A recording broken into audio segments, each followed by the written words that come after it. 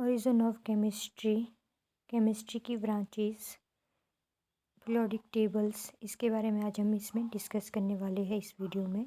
Let's start. Chemistry का origin कहाँ से हुआ है? केमिस्ट्री है क्या? केमिस्ट्री होता है जो हमारे यूनिवर्स में जितनी भी चीज़ें हैं प्रेजेंट है मैटर की फॉर्म में है, जो कि हमारे 98% हाइड्रोजन और हीलियम से बने। जैसे कि हम एग्जांपल देखते हैं सूर्य का, जो हमारा सन होता है उसमें हमारा हाइड्रोजन और हीलियम का फ्यूजन होता है।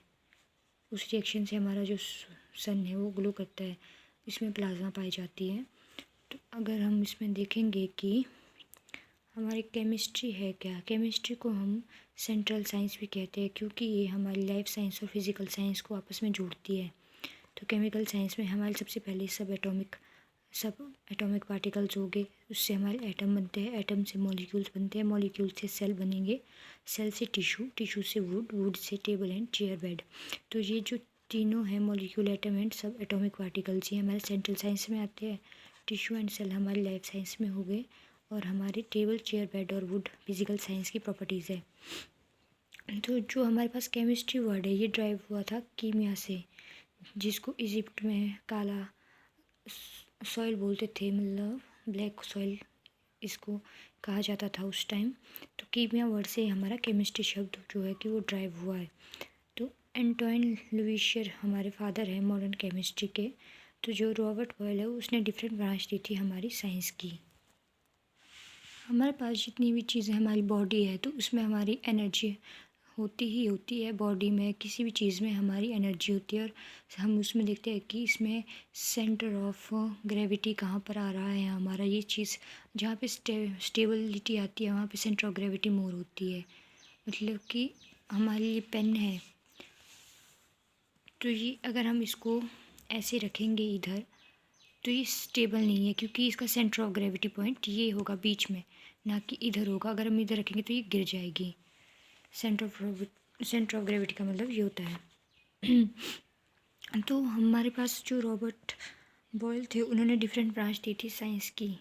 उसमें सबसे पहले आता है हमारा थियोरेटिकल केमिस्ट्री। उन्होंने बोला था कि केमिस्ट्री में हमारे थियोरेटिकल केमिस्ट्री आती है, जिसमें हमारी थ्योरीज एंड लॉ चलती है। सेकंड उन्होंने जो डिस्कवरी की थी वो की थी अप्लाइड केमिस्ट्री की। इसमें हमारी theory law have been applied.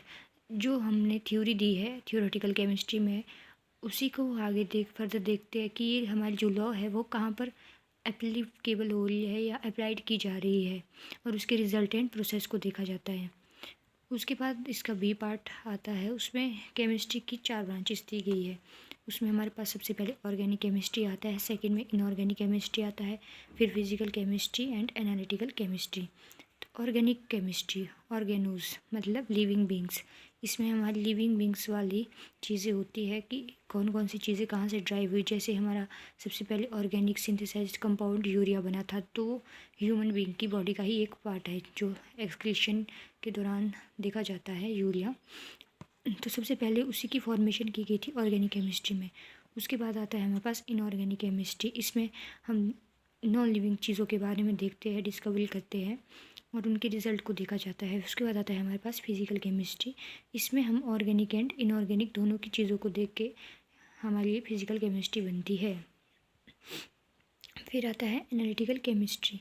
Analytical chemistry में हमारे प्रैक्टिकल्स हो गए, एनालिसिस ऑफ रिज़ल्ट हो गई, रूल कैसे भाई किस वे में हम प्रैक्टिकल्स को करते हैं, वो चीज़ें हमारी एनालिटिकल केमिस्ट्री में होती है। केमिस्ट्री को science of atoms and molecules कहा जाता है। ये एक ब्रांच होती है साइंस की जो हमारी स्टडी करती है composition, property and interactions of matters. Interactions में हमारे hydrophobic interaction, hydrogen bonding, one डर वाल फोर्सेस, ये सारी चीज़ें इंट्रैक्शंस ऑफ मैटर में आती है। ये सेंट्रल रोल प्ले करती है साइंस में। इसके अब हम यूजेस देखते हैं कि केमिस्ट्री हमारी लाइफ में, डेली लाइफ में कैसे यूज़ हो रही है, क्या यूज़ है हमारी डेली लाइफ में केमिस्ट्री का। तो सबसे पहले हमने डाइवर्स एरिया की बात की, तो उसमें वेदर पैटर्न, जैसे हम गूगल में सर्च करते हैं कि आज का दिन हमारा मौसम साफ़ रहने वाला है कि नहीं रहने वाला है, तो इस चीज़ में हमारी केमिस्ट्री यूज़ होती है। फंक्शनिंग ऑफ ब्रेन, ब्रेन के कैसे फंक्शन कर रहा है, हमारे कंप्यूटर कैसा ऑपरेशन कर रहा है, ये सारी चीज़ें भी केमिस्ट्री के थ्रू ऑपरेट की जाती है।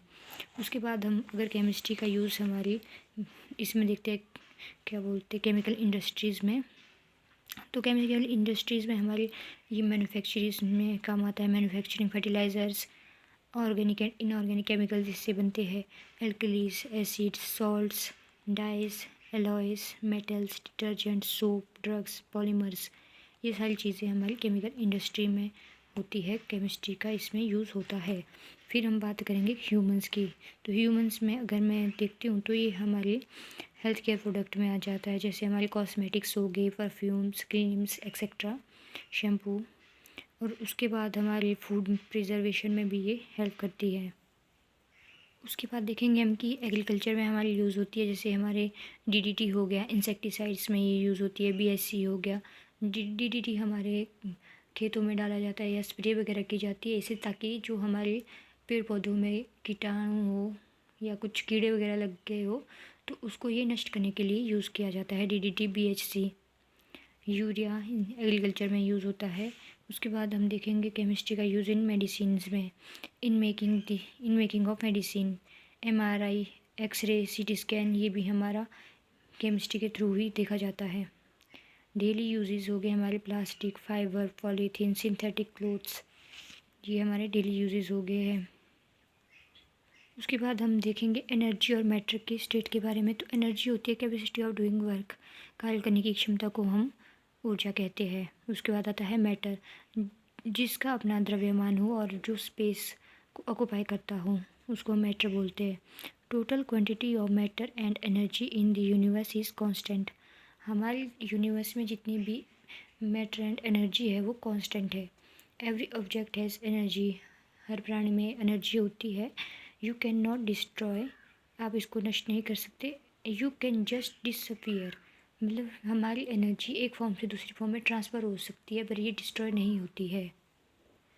सबसे इम्पोर्टेंट होता है धातु, उपधातु एंड धातु के बारे में जानना, मेटल, नॉन मेटल एंड मेटलर्ड्स के बारे में। इसी पे हमारी केमिस्ट्री चलती है। तो पहले हम पीरियोडिक टेबल देख लेते हैं। पीरियोडिक टेबल में ये वाला जो ब्लॉक है इसको हम एस ब्लॉक कहते हैं, ये बीच वाले सेक्शन को हम डी ब्लॉक कहते हैं, पी ब्लॉक ये वाला हो गया एंड एफ ब्लॉक इसको हम कहते हैं। तो अब हम इसकी बात करते हैं कि इन जो हमारा ये पीरियोडिक टेबल है इसमें मेटल कौन सा है, नॉन मेटल कौन सा है, मेटलॉइड कौन सा है।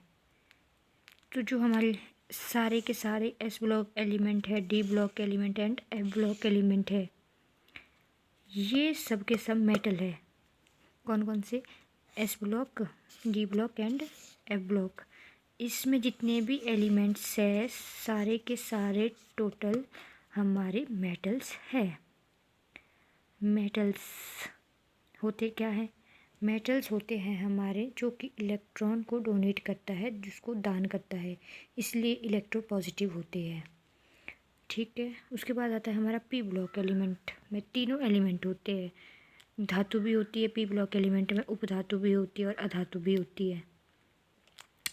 तो जो हमारी ये बीच वाली है डायगोनल वे में हम इसको देखेंगे, boron, silicon, arsenic, tellurium and antimony, क्या जितने भी ये हमारे सारे हैं डायगोनल वे में ये हमारे उपधातु है। तो उपधातु से ये वाली साइड के जितने भी ये बचते हैं हमारे कार्बन, नाइट्रोजन एक्सेट्रा वाले, ये होते हैं हमारे अधातु। ये सारे के सारे हमारे अधातु हो गए। जो इधर से बड़े वाला पोर्शन है इसमें हमारे सारे के सारे मेटल है, एल्यूमिनियम, गैलियम, इंडिनियम, थैलियम, ये सारे के सारे हमारे क्या है, मेटल्स है। फिर आता है हमारा एफ ब्लॉक एलिमेंट, इसको हम लेंथेनॉइड्स बोलते हैं, F4F सीरीज़ भी बोलते हैं। और ये हो गया हमारे एक्टिनॉइड्स, जिसको हम 5F सीरीज़ कहते हैं। तो एस ब्लॉक का नाम है, इसको हम एल्कली मेटल्स बोलते हैं, इसको एल्केलाइन अर्थ मेटल्स बोलते हैं। ये होते हैं हमारे ट्रांजिशन एलिमेंट्स, ये होती है boron family, carbon family, nitrogen family, oxygen family, fluorine family and ये होती है हमारी नोबल गैस या इनर्ट गैसेज इनको बोला जाता है। ठीक है। फिर हमारा आता है 4F सीरीज लेंथेनॉइड्स, एक्टिनॉइड्स वाली। तो एफ ब्लॉक एलिमेंट्स बोला जाता है इनर ट्रांजिशन एलिमेंट्स, ये इसका फॉर्मूला है N-2 F1 14 N-1D 0 to 1 NS2। तो हम डिफरेंस अगर देखें धातु, उपधातु एंड अधातु में, तो धातु में हमारे इलेक्ट्रॉन डोनेट होते हैं, इसीलिए इलेक्ट्रोपॉजिटिव होते हैं। और उपधातु में हमारे दोनों होते हैं, मतलब ये इलेक्ट्रॉन को डोनेट भी कर रहा है एंड एक्सेप्ट भी कर रहा है। मेटालॉइड्स में दोनों होती है। और धातु में हमारे इलेक्ट्रॉन एक्सेप्टर्स होते हैं, जो कि हमारे इलेक्ट्रॉन को ले रहा होता है, उसको इलेक्ट्रॉन एक्सेप्टर कहते हैं। तो इतनी सी हमारी ये केमिस्ट्री की इंट्रोडक्शन होती है। उसके बाद अगर इसकी वो देखनी है कि इसमें कौन कौन से एलिमेंट्स कहाँ कहाँ यूज़ होते हैं, उसकी भी एक सीरीज़ है कि हमारा हाइड्रोजन कहाँ यूज़ होता है डेली लाइफ में, लिथियम कहाँ यूज़ होता है, सोडियम कहाँ यूज़ होता है, उसकी हम फर्दर नेक्स्ट